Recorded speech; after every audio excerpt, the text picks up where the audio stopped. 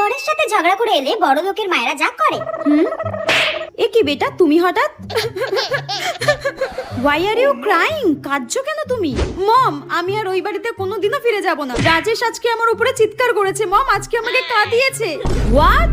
আমার little heart আমার বেবিকে কাঁদিয়েছে ওই ইডিয়েটটা? তুমি কোনো চিন্তা করো না বেটা, তুমি আজকে থেকে আমার কাছে থাকবে।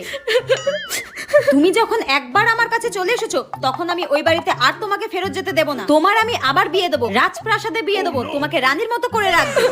আমি কোনোদিন ভাবতে পারিনি মম ও আমার উপরে কথা বলবে, আমার সঙ্গে জোরে কথা বলবে। ওই ইডিয়েটটা যদি আমার কাছে আসে তোমাকে নিতে, আমি দারোয়ান ডেকে ঘাড় ধাক্কা দিয়ে বের করে দেবো ওকে। তুমি কোনো চিন্তা করো না। ঠিক আছে, আজকেই আমি উকিলের সঙ্গে কথা বলতে যাচ্ছি তোমার ডিভোর্সের জন্য। ডিভোর্স পেপারটা আমি পাঠিয়ে দেবো, তুমি ওকে বলে দিও। ওকে মম, থ্যাংক ইউ। তুমি একদম কোনো টেনশন করো না, তুমি চিল করো, পার্টি করো, কোনো রকম কোনো টেনশন করতে হবে না, ঠিক আছে? ওকে মম, দেখাচ্ছি মজা ওকে, আমার উপরে কথা বলা।